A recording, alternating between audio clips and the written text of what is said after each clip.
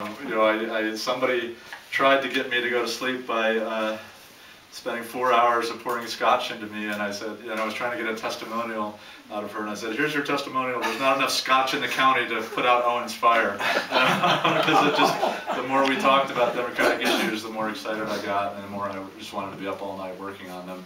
I've been talking to people in the district and people who are part of this vacancy committee, but also people who are nearby and people who are experts, and trying to figure out how I can meld the things that are so important to me, things like the environment, things like education, and things like trying to figure out the best way to phrase it, but I think it's justice and equal rights and equality.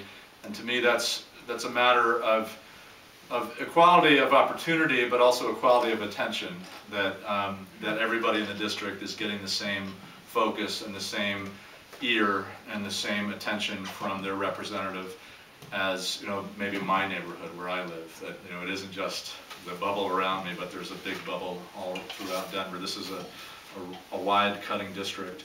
So I've looked at the kinds of bills that I thought I could bring, and things on the environment that might help. One thing that somebody in the district mentioned just the other day was trying to get the wind farms, which I think is a great idea, and we've done a great job in leading the way in the green economy and bringing in jobs through green energy.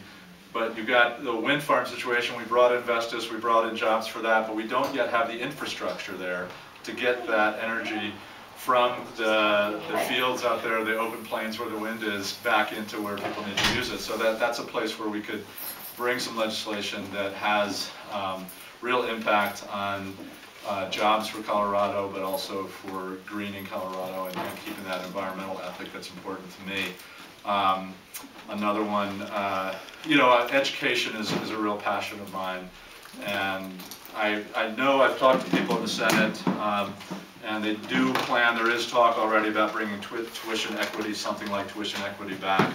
That's very important to me. I hope everybody's familiar with that bill, and I'll stop talking momentarily so you can ask questions and follow up on some of these things.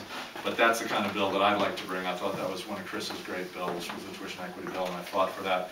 Single payer is something that I fought for, single payer health care. It's a challenging one to get through, more challenging than it was a couple of years ago. We were one vote away from it. I worked hard to support Irene Aguilar, and I think she's a great champion for healthcare and trying to get single-payer healthcare so that everybody in Colorado can have equal access.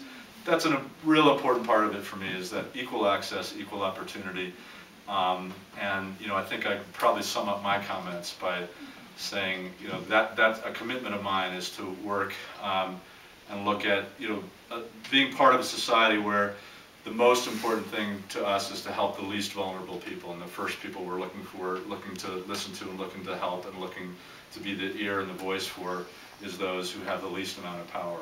I think that's a responsibility as a society. That's the value and the ethic that I try to bring to my role. There's the Eugene Debs quote that I take pretty seriously that says, as long as there is a lower class, I'm in it. As long as there's a criminal element, I'm of it. As long as there's a soul in prison, I'm not free.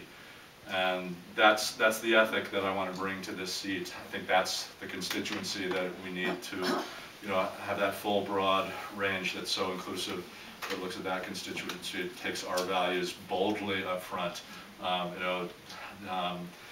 defiantly democratic, sticking to those principles and working on behalf of Denver and Senate District 32 to make a difference in the Senate and bring some good changes to Colorado.